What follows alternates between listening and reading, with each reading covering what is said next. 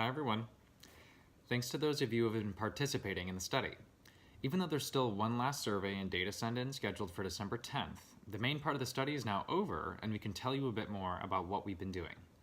The reason we chose to do this study was to investigate some claims that have been made about smartphone usage hacks and explore how we might be able to set ourselves up with a healthy, well-functioning relationship with our smartphones. The Center for Humane Technology has come out with a variety of suggestions about how to establish control of your phone usage so that you can use it more on your terms and less on the terms of the companies who sell us stuff, like our phones, apps, and other tech. However, to our knowledge, none of these recommendations have actually been tested. That's kind of a big deal. These are all over the internet, but we don't know if they actually work. The interventions that we selected are 1. Turn off all notifications except those from real people. 2. Turn your home screen to tool only. And 3. Switch your phone to grayscale. For notifications, that number 1, even tiny interruptions can derail your attention for roughly 20 minutes at a time.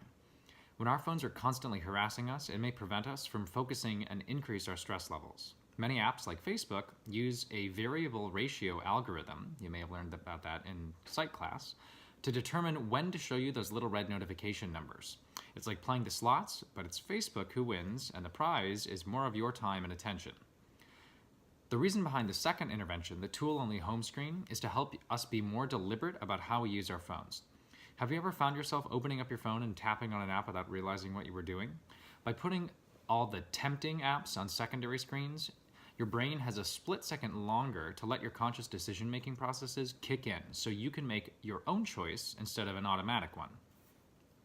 For the third intervention, grayscale, yes, I know this one sucks, there is evidence that app makers designed their icons with bright colors and flashy shapes in much the way that candy companies design candy wrappers. They're attention-grabbing and they signal your brain that something tasty is in store. They're very hard to ignore.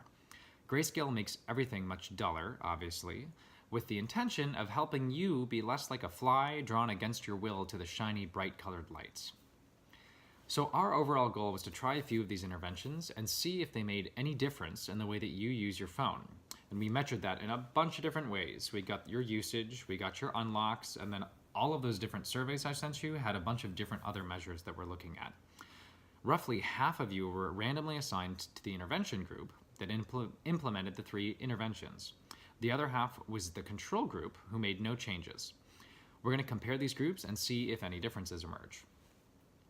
Once all the data is in, after that final survey, I can crunch all the numbers and figure out if the interventions did make any difference. Whether they did or didn't, it's still an interesting story. On the one hand, if they did work, and then we found that these claims are good, they're true, they can maybe help people get a better connection with their phone.